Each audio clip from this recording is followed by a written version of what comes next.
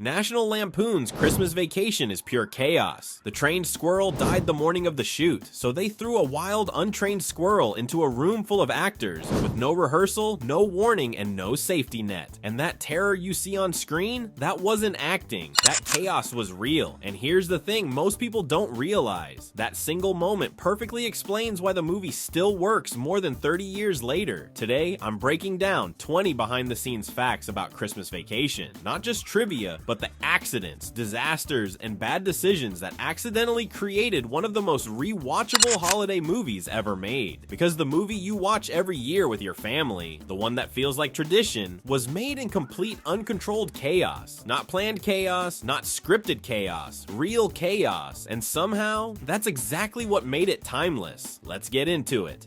Number 1. The squirrel scene was a real-life disaster.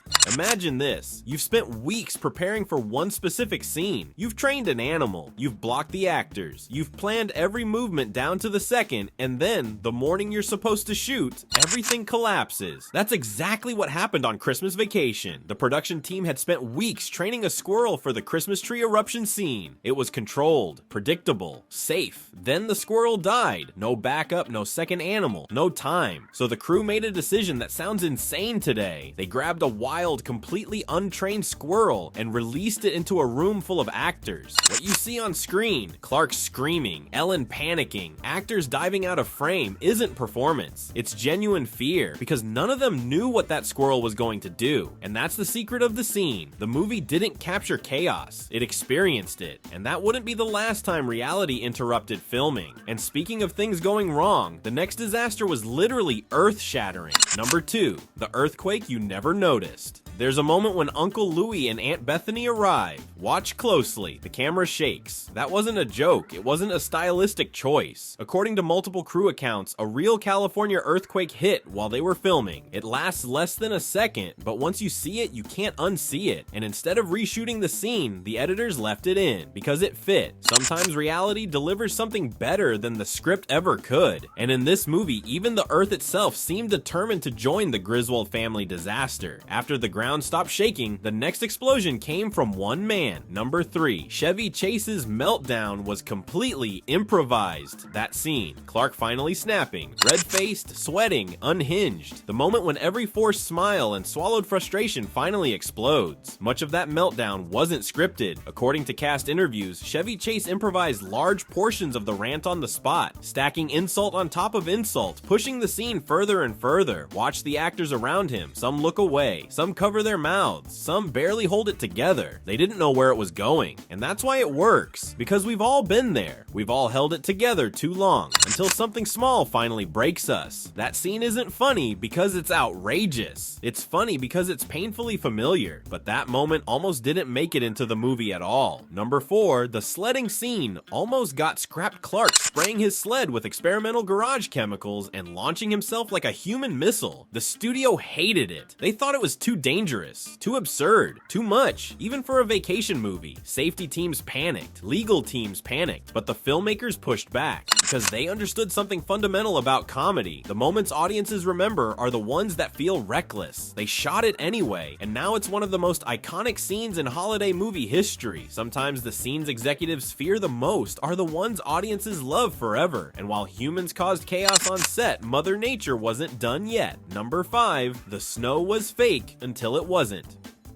When filming began in Colorado, there was barely any snow on the ground for a Christmas movie in Colorado. The irony was painful, so the crew had to truck in massive amounts of fake snow just to make the movie feel festive. They were manufacturing winter, one artificial flake at a time, and then nature decided to show off. Breckenridge was suddenly hit with 10 feet of real snow, not movie snow, not controllable snow, just pure, chaotic, overwhelming winter. Equipment got buried, crew members were trapped, schedules collapsed. The controlled movie set turned into a genuine survival situation. It's almost poetic. They tried to fake Christmas, and Christmas showed up uninvited. And the chaos didn't stop there. Number 6. The studio forced the ending, and they won. The filmmakers originally planned a smaller, quieter ending. The studio demanded bigger, louder, more insane. SWAT teams, kidnapping, total collapse. And for once, the studio won and improved the movie, because that ending is the logical conclusion of everything Clark Clark has been chasing. He wanted perfection, he got federal law enforcement. Sometimes Christmas doesn't end with peace and joy. Sometimes it ends with sirens. Here's what makes this movie special. The chaos wasn't a mistake, it was the feature. And if you love discovering why movies actually work, not just trivia, but the deeper reasons they last, this channel is for you. Hit subscribe, because what I'm about to tell you about Cousin Eddie completely changes how you see him.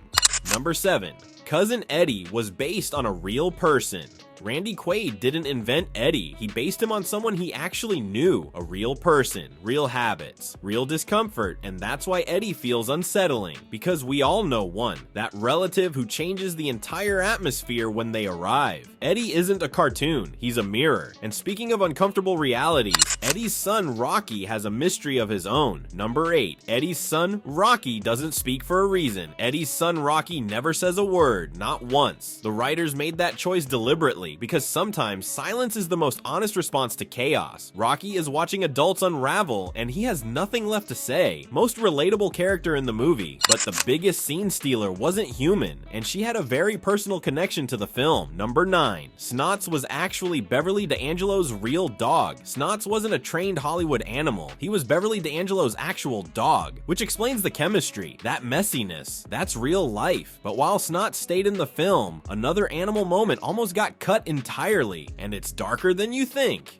Number 10, the cat electrocution scene almost got cut. The exploding cat gag terrified producers. They thought audiences would be offended. Test screenings proved the opposite. It got the biggest laughs in the entire movie. Sometimes dark humor connects because it's honest. But while that cameo survived, another famous face didn't make the final cut. Number 11, Christie Brinkley was supposed to return. Christie Brinkley stole the show in the first vacation as the woman in the Ferrari. The fantasy that represented everything Clark's normal life wasn't. She was supposed to appear on Christmas Vacation. Scenes were written, but during rewrites, her entire storyline was removed. And it fits, because this movie isn't about fantasy, it's about reality. Sometimes what you cut is just as important as what you keep, and that wasn't the only footage that never saw the light of day. Number 12, deleted scenes you've never seen. They filmed way more than we saw. Extra Eddie moments that were apparently too much even for this movie. More Griswold chaos, entire character beats, and emotional moments that added depth but killed the pacing. Some exist in script form, but the footage has never been released. Sometimes the best version isn't the longest, it's the one where every moment earns its place. Speaking of surprises, the next fact will make you rethink a major casting choice. Number 13, Clark's mom is only 8 years older than him.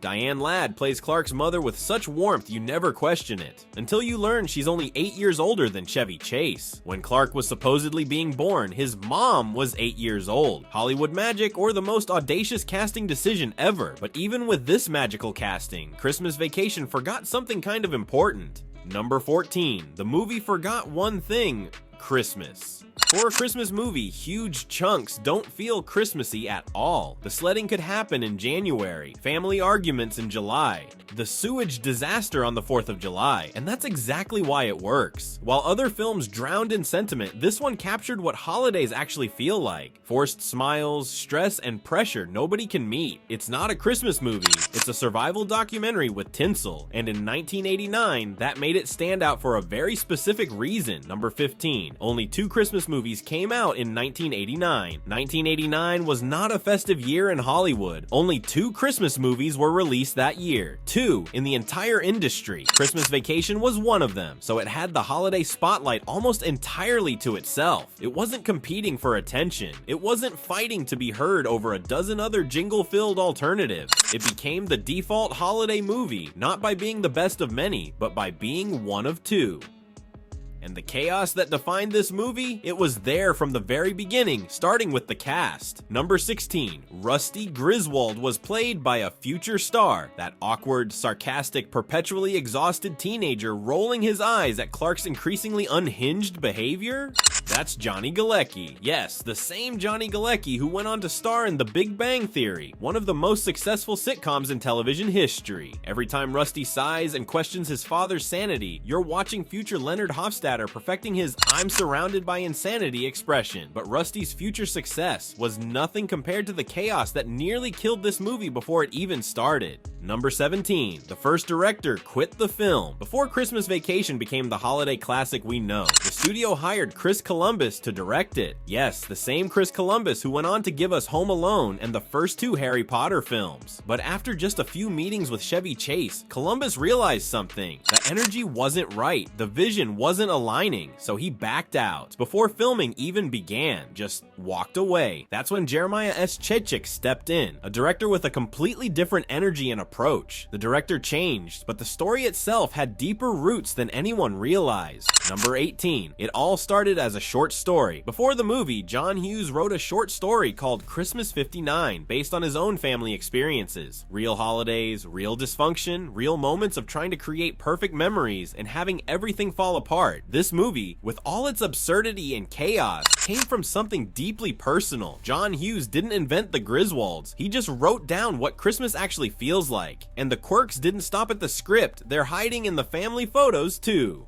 Number 19. The leads had a surprising age gap. Aunt Bethany was around 80, her on-screen husband 2 decades younger. Today, Twitter would melt down, TikTok would demand an age accuracy review board, and 3 apology videos. But in 1989, Hollywood shrugged and said, it's funny. And it is, because nobody's thinking about casting, we're watching her wrap up her cat. Sometimes the mistakes are what makes something memorable. And speaking of misconceptions, there's one more thing people get wrong about this movie. Number 20. It's the third in line. Despite how iconic it feels, Christmas Vacation isn't the first vacation movie. It's not even the second, it's the third entry in the franchise. Clark and Ellen had already survived a cross-country disaster and a European meltdown. By Christmas, they were experienced disasters, and they still thought they could pull off the perfect holiday. That's not stupidity, that's hope. That's the beautiful, delusional optimism that defines being human. We keep trying, we keep failing, we keep coming back for more. The best traditions aren't the perfect ones. They're the ones where everything went wrong and it somehow worked anyway. The squirrel died, they used a wild one. An earthquake hit, they left it in. The studio forced a bigger ending. It was exactly right. This movie doesn't show us what holidays should be. It shows us what they actually are. Chaotic, stressful, filled with relatives who drive you insane. And somehow, in all that disaster, there's love. Drop a comment with your favorite chaotic Christmas memory, and if you want more deep dives into classics you thought you knew, hit subscribe. Up next, we're uncovering the secrets behind Ben-Hur. Trust me, that chariot race has stories you won't believe. See you in the next one. And may your holidays be slightly less catastrophic than the Griswolds, but only slightly, because perfect is boring.